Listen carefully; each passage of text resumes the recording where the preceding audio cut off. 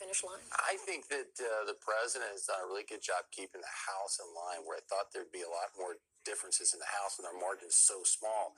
But Mike Johnson has done a really great job of keeping them through some of the government shutdown battles, I think to the surprise of many.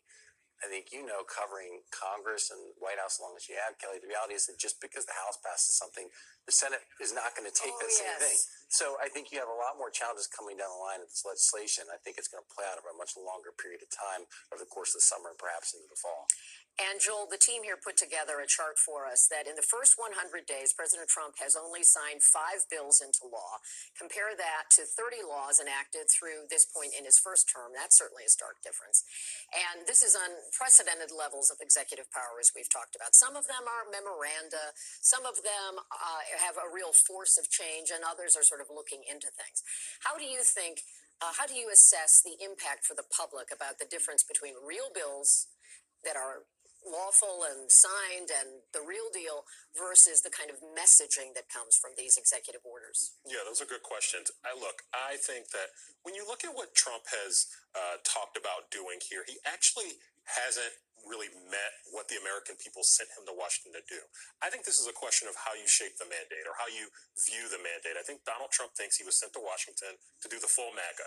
He believes he has a larger majority of the population behind him than he actually does. So when you do things like sue media companies, when you rename bodies of water, when you go after political enemies, and when you destroy the greatest economy in the world, it's unpopular. So, newsflash. He would argue he's trying to save it, but he's been in a hurry, for Kelly, sure. I think the polls would argue that that's not landing well. And look, you do unpopular things, you're going to have an unpopular presidency. And I think we're seeing the results of that right now. And people are worried about their retirement. They're worried about the uncertainty. Today, the Treasury Secretary talked about strategic uncertainty. So that's a new term of art I suspect we'll hear a lot more of.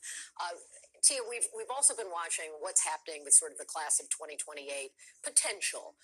Illinois Governor Pritzker, he has been vocal. He has been using some pretty strong language and talking about some of these issues. He was in New Hampshire over the weekend. That got attention. That's a little outside Chicago.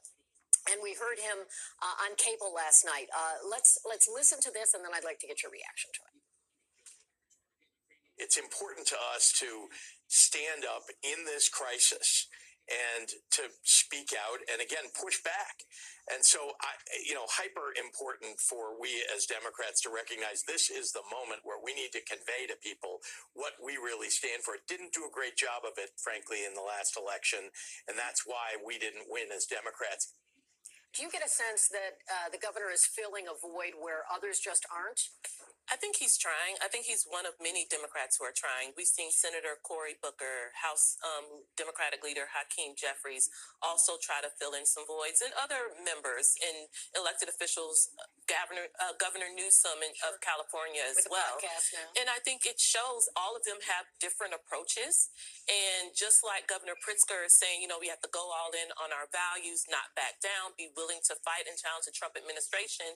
There are plenty of Democrats who say that's not the lesson that they learned from 2024. And they're coming at it from a different approach, which is think about the people in the middle. Think about people who believe that Democrats are too far left, too quote unquote woke.